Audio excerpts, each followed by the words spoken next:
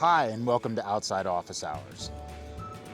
We wanted to talk today about some of the gear and clothing that we use whenever we're going spring skiing.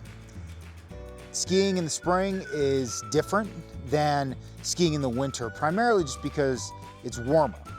Now, some of the same gear you can use in the spring and the winter, but I'll talk through some of the differences in what I put on when I'm going in the spring versus in the winter. So first I have these Flylow Bibs. So these are not insulated. They are shell bibs, and this allows me to keep relatively cool by opening up the different vents in the side of the legs to allow more air to flow in so I don't get too hot. They're also waterproof though, so if I fall in the snow, I can stay warm and dry. All right, the next item is, I'm actually wearing this Patagonia, it's called the Capilene Cool Daily Tee. And this thing's great because it's really light and it dries really quick.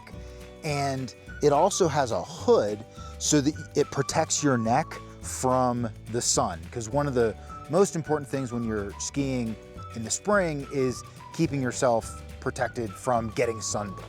So this helps. You can throw the hood up or just kind of leave it bunched here behind your neck and it'll protect the back of your neck. All right. So next item here, this is actually Conde's coat. I'm not allowed to get one yet, but maybe sometime in the future I will be. This is a black diamond soft shell jacket. So we actually got this for her for backcountry skiing. And the difference between a soft shell and a hard shell is this is, you can feel it's softer and it's a little less waterproof, but it's lighter and will keep her cooler than her hard shell. So this is something, consider investing in. Like I said, you're not gonna get as much water or windproof as the hard shell, but it's lighter and it'll keep you cooler. If you do want that solid wind and waterproofness, this is my Helly Hansen hard shell.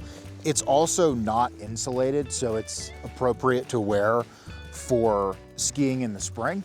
It's just not quite as breathable as the soft shell, but there are vents that you can open up to allow yourself to get a little cooler.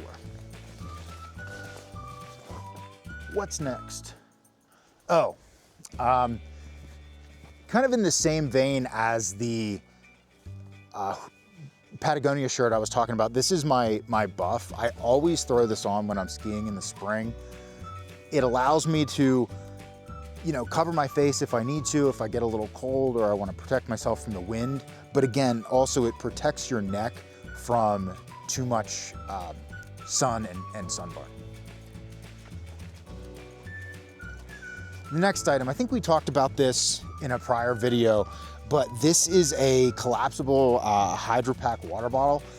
I always take this even when I'm skiing in the winter, but it's especially important in the spring because you'll end up, if it's hot and you're sweating, you'll end up getting dehydrated, especially if you're at a higher elevation. So making sure you have water is really important. And this bottle is great because, as you drink the water, it just kind of folds and doesn't take up too much space.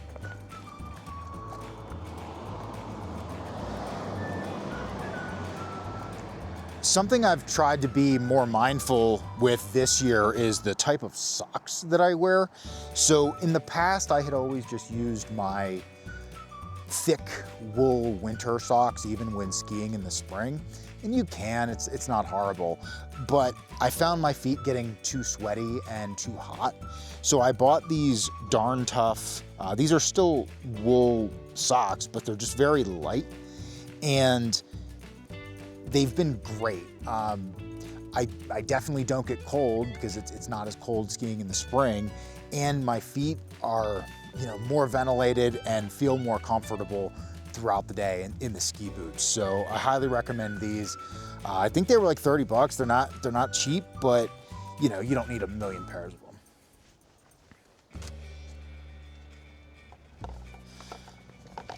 So another item, we actually bought these for backcountry skiing, but these are these Goodr sunglasses, and these are the ones that kind of wrap around your face a bit, and they're really good for protecting you from the sun, whereas, you know, flat sunglasses, they're gonna let sun in on the sides, but these ones are designed for, you know, being outside, and it can get really bright when you're, you know, the sun is reflecting off the snow. So, and these were actually, I'm looking at the price tag in here, these are only $45. So, you know, you can buy them and not worry too much if you end up scratching them or losing them, but they're still pretty solid quality.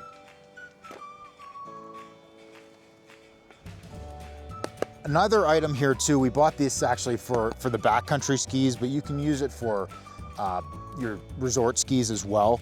It's just a warm weather wax that you can easily put on the bottom of your skis. You just take this little sponge, you rub the wax on the bottom, and this wax is specifically designed for warm temperatures, so it says 25 to 40 degrees.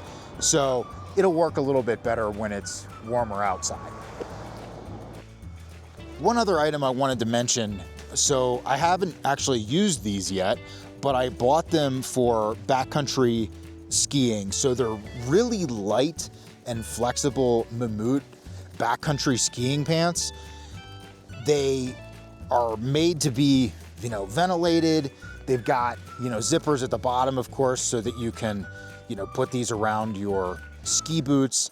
And I bought these because I found that when backcountry skiing, I love these Flylow Bibs, but they're a bit much whenever it's really warm. So my hope is that I can use these, stay nice and cool, and get a little more ventilation than I do with these Flylow Bibs.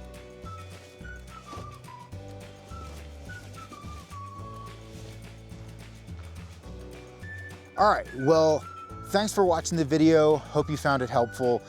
If you guys have any other gear suggestions or stuff that you take when you're skiing in the spring, definitely leave a comment below. I'm always looking for new gear to buy and stuff to talk about related to skiing. So thanks a lot, and see you in the next video.